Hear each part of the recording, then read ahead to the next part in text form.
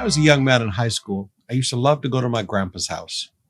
Every day in between classes and going to work in the evening, I would stop by grandpa's house for 30, 45 minutes. And grandpa would give me a Coca-Cola and a Hostess Snowball or a Baby Ruth bar or something like that. Or he'd make me one of his famous milkshakes. I loved grandpa's house. And grandpa was always special to me. And I learned so many things from grandpa. But I remember as a young man, I was helping him put some things away. And I was opening one of his drawers in his bedroom, and it was full, of ties. And then I opened another drawer to put it in, and it was another drawer full of ties. I'm talking about big drawers and deep drawers full of ties.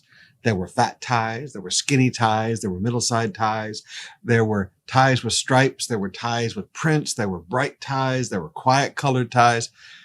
And I remember saying, Grandpa, why do you have so many ties and so many different kinds of ties?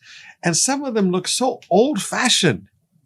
And my grandpa said, Davy, if you hang on to things long enough, Grandpa was Ilocano, all right? He was very Ilocano. He said, Davy, if you hang on to things long enough, they come back into style again. Now, I've lived long enough now to realize that there is really nothing new under the sun.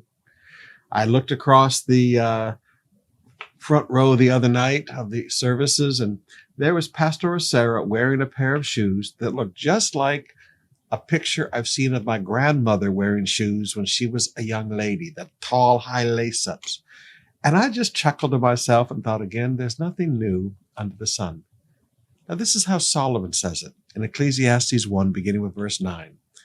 These are the words of the teacher, King David's son, who ruled in Jerusalem. Everything is meaningless, says the teacher, completely meaningless. What do people get for all their hard work under the sun? Generations come and generations go, but the earth never changes. The sun rises, the sun sets, then hurls around to rise again. The wind blows south, then turns north. Round and round it goes, blowing its circles. Rivers run into the sea, but the sea is never full. The water returns again to the rivers and flows out again to the sea. Everything is wearisome beyond description. No matter how much we see, we're never satisfied. No matter how much we hear, we're not content. History merely repeats itself. It has all been done before.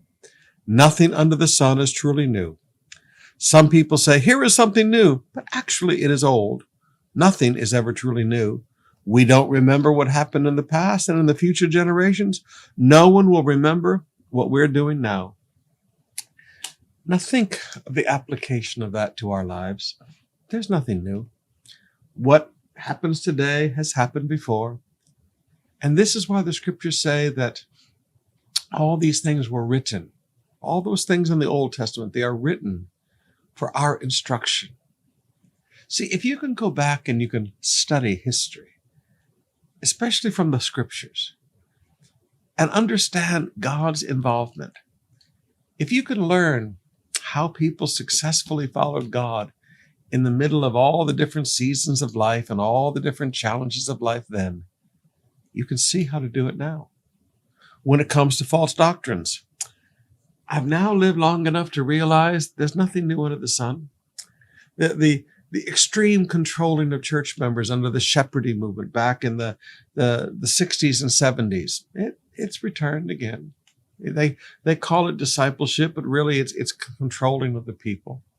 The same false doctrines of weird grace that were, oh my goodness, all the way back to the early church fathers in 100 AD and following. You'll find the same doctrines today.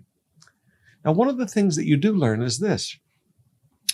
As false doctrines continue to repeat themselves in the world, they get better at their arguments.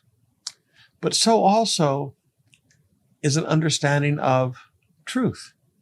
We get better at understanding truth. Knowledge is cumulative, both in the negative and in the positive. I want to challenge you today. Go back and study.